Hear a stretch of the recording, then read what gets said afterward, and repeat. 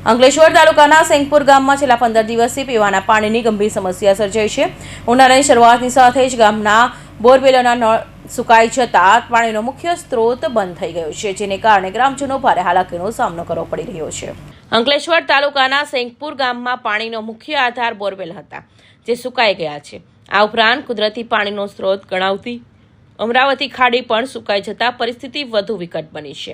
પાણી મેળવવા માટે ગ્રામજનોને દૂર સુધી જવું પડે છે।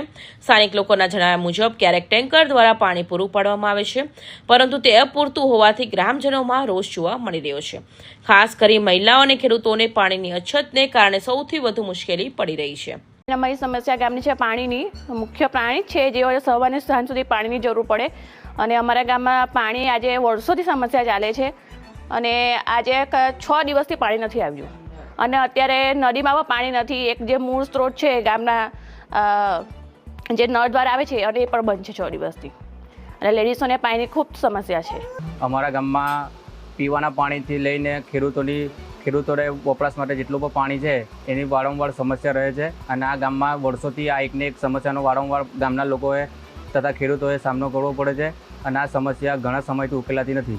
અમારા ગામમાં જેટલા પણ આગેવાનો છે, ખેડૂતો છે, ઘરની લેડીઝો છે, એ લોકોએ તલાટીથી લઈ સરપંચથી લઈને સભ્યથી લઈને જેટલા પણ મોટા આગેવાનો છે એમને વારંવાર આ પ્રશ્ન મૂક્યા છે, પરંતુ થઈ જશે એવું કરીને હમણાં સુધી કોઈ આ સમસ્યાનો ઉકેલ લાવી શક્યું નથી। આજે 15 દિવસથી એક ટીપું પાણી આવતું નથી ગામમાં ને પાણી વગર કામવાળી પણ કામ કરવા ના પાડે છે, નાહવા ધોવાની પણ તકલીફ છે।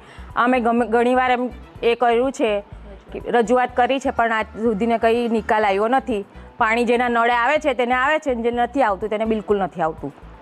જેના ટાંકા થોડું ઘણું પડે, કોઈના ટાંકામાં નથી પડતું। અત્યારે અમારા ઘરમાં એક ટીપું પાણી છે નહીં।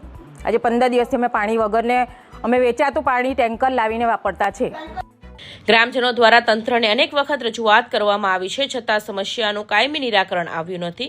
આ અંગે ગ્રામ પંચાયતે જણાવ્યું છે કે હાલ બોરવેલની કામગીરી ચાલી રહી છે અને પાણીના પ્રશ્નનું નિરાકરણ લાવવામાં આવશે।